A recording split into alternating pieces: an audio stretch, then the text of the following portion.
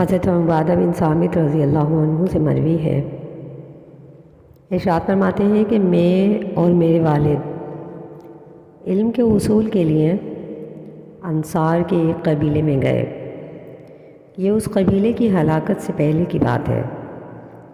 تو سب سے پہلے ہماری ملاقات رسول اللہ صلی اللہ علیہ وسلم کے صحابی حضرت ابو یسر سے ہوئی۔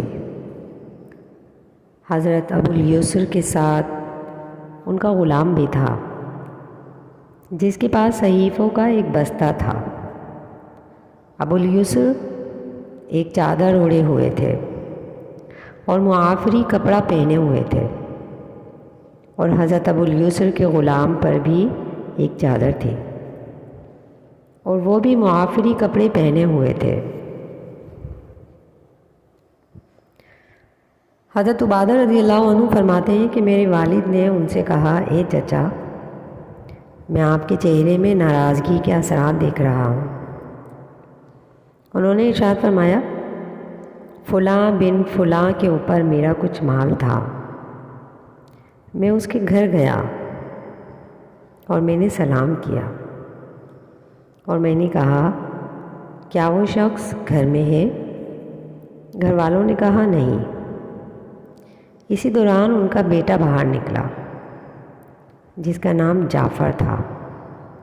میں نے اس سے پوچھا، تیرا والد کہاں ہے؟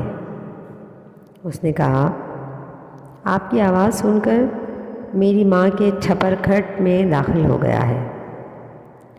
پھر میں نے کہا، میری طرف باہر نکل، مجھے معلوم ہو گیا ہے کہ تو کہاں ہے۔ پھر وہ باہر نکلا تو میں نے اسے کہا، تو مجھ سے چھپا کیوں تھا؟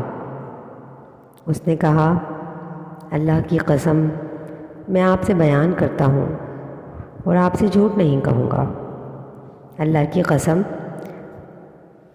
مجھے آپ سے جھوٹ کہتے ہوئے ڈر لگتا ہے، اور مجھے آپ سے وعدہ کرنے کے بعد اس کی خلاف ورزی کرتے ہوئے خوف معلوم ہوا، کیونکہ آپ اللہ کے رسول کے صحابی ہیں، اور اللہ کی قسم میں ایک تنگ دست آدمی ہوں۔ ابو یسر رضی اللہ عنہ فرماتے ہیں کہ میں نے کہا، کیا تو اللہ کو حاضر و ناظر جان کر کہتا ہے کہ تو تنگ دست ہے؟ اس نے کہا، میں اللہ کو حاضر و ناظر جان کر کہتا ہوں۔ ابو یسر رضی اللہ عنہ نے فرمایا، کیا تو اللہ کو حاضر و ناظر جان کر کہتا ہے؟